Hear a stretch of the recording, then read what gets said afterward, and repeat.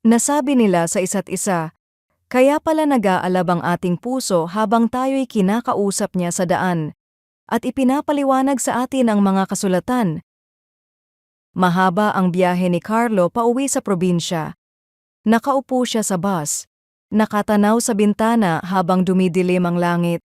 Hindi lang pagod ang dala niya, may bigat din sa puso.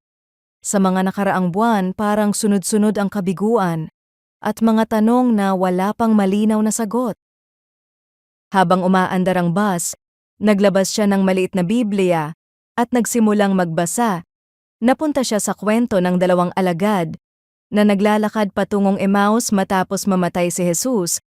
Tulad niya, mabigat din ang kanilang loob at nalilito sa nangyari.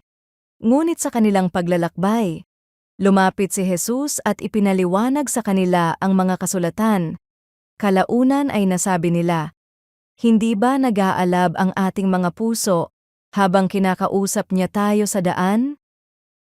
Sa Lukas Kabanata 24, talata 32, makikita natin na ang pag-asa ng mga alagad ay muling nagising hindi dahil nagbago agad ang kanilang sitwasyon, kundi dahil ipinaliwanag ni Kristo ang kasulatan sa kanila. Ito ay mahalagang paalala. Si Kristo, ang tunay na tagapagpaliwanag ng salita ng Diyos. Hindi sapat ang sariling pag-unawa lamang. Ang banal na espiritu ang nagbubukas ng isip at puso upang makita natin ang katotohanan ng Ebanghelyo.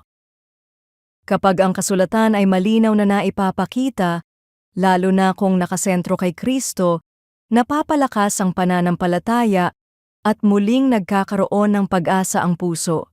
Ipinakita rin ni Jesus na ang buong kasulatan ay tumuturo sa Kanya at sa plano ng Diyos na magligtas. Sa ating sariling paglalakbay sa buhay, may mga panahong mabigat ang puso at tila mahaba ang daan. Ngunit habang lumalapit tayo sa salita ng Diyos at hinahanap si Kristo doon, dahan-dahang pinapalakas ng Diyos ang ating pananampalataya at ibinabalik ang pag-asa. At kapag nagmiminister tayo sa iba, lalo na sa mga taong dumaraan sa pagkalito o panghihina, ang pinakamahalagang maibibigay natin ay ang salita ng Diyos. Hindi lamang mga opinyon o magandang payo, kundi ang katotohanan ng Ebanghelyo na nagbibigay liwanag at buhay. Dahil sa huli, ang tunay na pagbabago ng puso ay nanggagaling sa Diyos sa pamamagitan ng Kanyang salita. Kapag dumaraan ako sa mahirap na paglalakbay sa buhay, lumalapit ba ako sa salita ng Diyos upang doon hanapin ang pag-asa kay Kristo? Panginoon, salamat sa iyong salita na nagbibigay liwanag sa gitna ng aking paglalakbay. Kapag nalilito o nanghihina ang aking puso, tulungan mo akong lumapit sa kasulatan at makita si Kristo doon.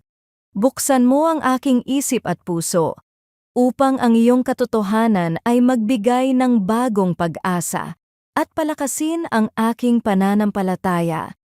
Gamitin mo rin ako upang ibahagi ang iyong salita sa mga nangangailangan ng pag-asa. Sa pangalan ni Jesus. Amen.